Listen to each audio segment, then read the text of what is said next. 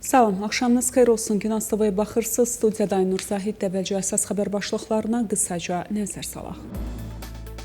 Minlərlə məhbus yenidən aclıq eyləmi keçirir.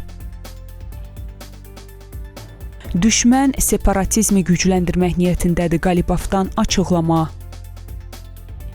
Bağdad Tehrandan rəsmi izahat istədi. Kanada keçmiş İran rəsmisini ölkədən deportasiya edir.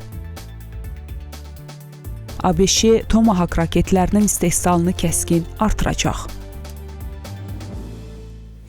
İndi isə daha ətraflı. Bugün səhər saatlarından başlayaraq İranın 60 həbsxanasında saxlanan minlərlə məhbus edam hökmlərinin dayandırılması tələbi ilə yenidən aclıq eyləminə əl atıblar. Bu barədə İnsan Haqları Təşkilatları məlumat yayıb.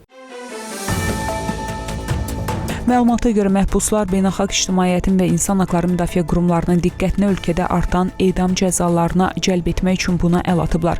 Aclıq eyləmi 134-cü dəfədir ki, hər həftənin ikinci gündən başlayaraq 24 saat müddətinə keçirilir. Qeyd edək ki, cari ilin əvvəlindən bugünə kimi İranda kimliyi müəyyənləşdirilən edam edilənlərin sayı 400-ü keçib. İranlı məhbusların hüquqlarını müdafiə təşkilatı isə 2026-cı ildə edam olunanların ümumi sayının 900-dən çox olduğunu bildirib. Onların arasında 37 siyasi məhbus, 10 qadın və məhkum edilən vaxt yaşı 18-dən az olan 2 nəfər də var.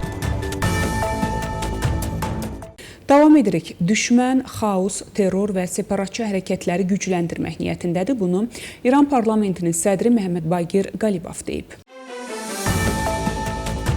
O, həmçinin düşmənlərin pensinə bağlı mümkün narazılıqdan yararlanmaq istədiklərini iddia edib. Bu problemin həlli düşməni yeni planından çəkindirə bilər deyə Qalibov bildirib. Qeyd edək ki, İranda benzinin bazar qiyməti ilə satılacağı barədə qərar geniş narazılıqla qarşılanıb. Siyasi şərhçilər və hətta bəzi İran rəsmiləri qiymətin qalxmasından sonra ölkədə yeni etiraz dalğasının başlana biləcəyi barədə xəbərdarlıq ediblər. Yeri gəlmişkən qeyd edək ki, İran parlamentinin sədri Məhəmməd Baqir Qalibov sabah İraqa səfər edəcək. Parlament sədrinin İraqın yüksək səviyyəli rəsmiləri və dövlət xadimləri ilə görüşləri planlaşdırılıb. Qalibov səfər zamanı regiondakı prosesləri Tehran və Bağdad arasında strateji əməkdaşlığın gücləndirilməsini, yaxın şərqdə sabitlik və təhlükəsizliyin təmin olunması yollarını müzakirə edəcək. İran parlamentinin sədrinin İraqın yüksək səviyyəli rəsmiləri və dövlət xadimləri ilə görüşləri planlaşdırılıb. İraq, İrandan Kürdistan regionunun baş naziri Məsrur Bərzaninin ofisinə hücumla bağlı rəsmi izahat istəyib. Bu barədə İraq Xarici İşlər Nazirliyinin açıqlamasına bildirilib. Bəyan edilib ki, İraq Xarici İşlər Naziri Fuad Hüseyn ilə İranlı həmkarı Abbas Əraqçı arasında telefon danışığı olub. Hüseyn İranlı həmkarı ilə İraq Kürdistan regionunun baş nazirinin ofisinə hücumu müzakirə edib. O bunu gərginliyi artıra və regionda sabitliyi təhlükə altına ala biləcək təhlükəli prezident adlandırıb. İraqlı nazir həmkarından hücumla bağlı rəsmi izahat istəyib. Əraqçı isə hücumun İran ərazisindən həyata keçirildiyini göstərən hər hansı məlumatı olmadığını söyləyib. Qeyd edək ki, ötən gün İran istehsalı 2 Hadid 110 dronu İraq Kürdistan bölgəsinin baş naziri Məsrur Bərzaninin şəxsi ofisini hədəf alıb.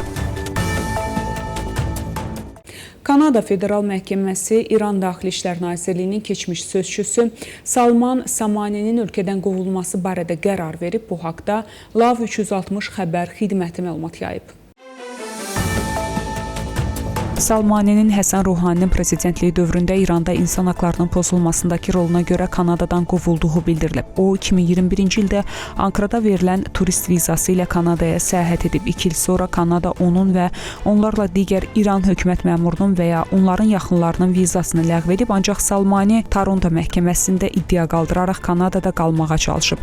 Daxili İşlər Nazirliyinin keçmiş sözçüsü deportasiya qərarının qanuni hüquqların pozulması və ağlabatan olmayan olduğunu iddia edib. Federal məhkəmə onun deportasiya qərarını qüvvədə saxlayıb və həmin şəxsin qovulmasını Kanada mənafeyinə uyğun hesab edib.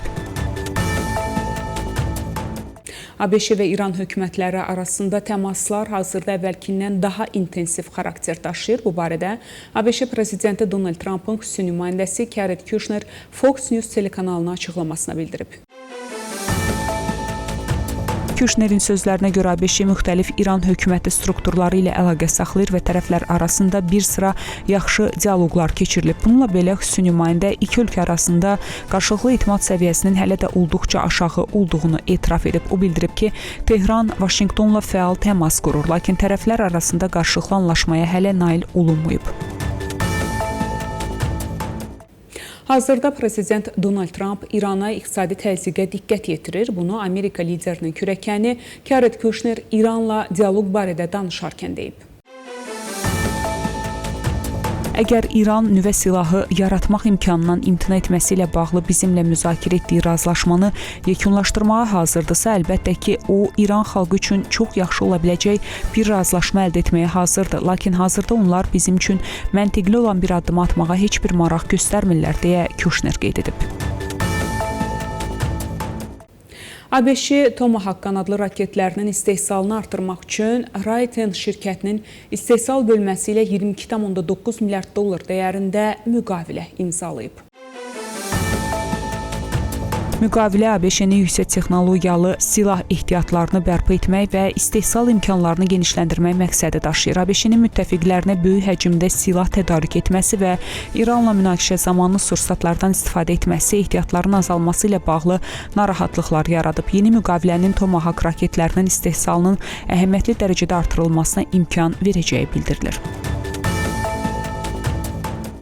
Türkiyə prezidenti Recep Tayyip Erdoğan ABŞ prezidenti Donald Trumpla telefon danışığında Türkiyə-ABŞ münasibətlərini, regional və qlobal məsələləri müzakirə edib. Bu barədə Türkiyə prezident administrasiyası məlumat yayıb.